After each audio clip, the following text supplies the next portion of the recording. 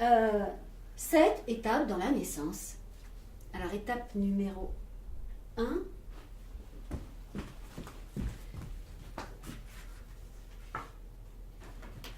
La décision. Le fœtus est dans l'utérus, il décide de sortir. Il va survivre à un véritable tremblement de terre, les contractions utérines. Étape numéro 2. Engagement. Franchir le petit bassin, c'est un puits sans fond. Il doit accepter de se jeter dans le vide et dans le noir, vertigineux, puis il débouche dans un tunnel. Il s'agit de 3. Faire le chemin. Faire le chemin, un véritable marathon. Alors, il va surmonter les obstacles. Ah oui, c'est l'effacement du col de l'utérus.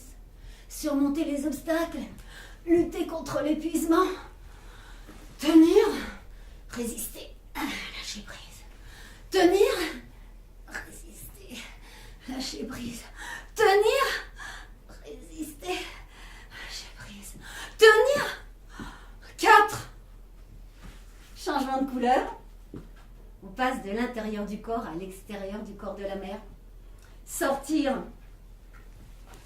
Passage pour mourir et renaître. Transformation du fœtus en bébé. 5. S'exposer.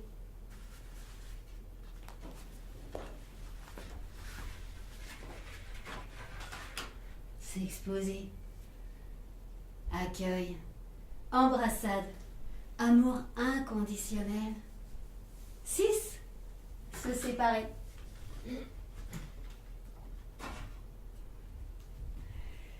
Découverte de sa propre puissance, du nouveau monde de l'autre.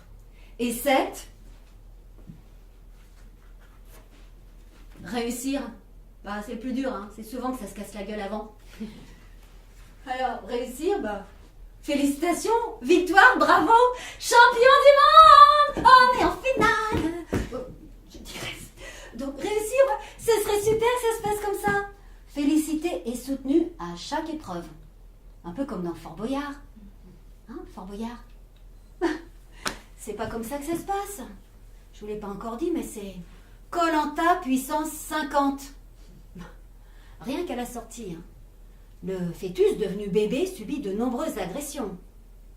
On l'extirpe, vite, on lui coupe le cordon. Ça l'asphyxie, résultat. On lui tape sur les fesses pour qu'il crie. Ensuite, on va le nettoyer, le laver, l'étirer pour le mesurer, le peser. Comme si ça ne pouvait pas attendre une seconde, comme si c'était indispensable de faire ça maintenant. Des fois, qu'ils rétrécissent ou qu'ils grandissent en une heure, on ne sait jamais. Et puis après, on lui pique les pieds pour vérifier qu'il n'aura ni le nanisme ni le gigantisme. On ne saura pas le guérir de toute façon, histoire de bien plomber tout le monde dès le début de la vie à l'arrivée dans le nouveau monde. Et puis enfin, de plus en plus rarement, heureusement, on le sépare de sa mère. Harmonie, 0. Perfection, 0.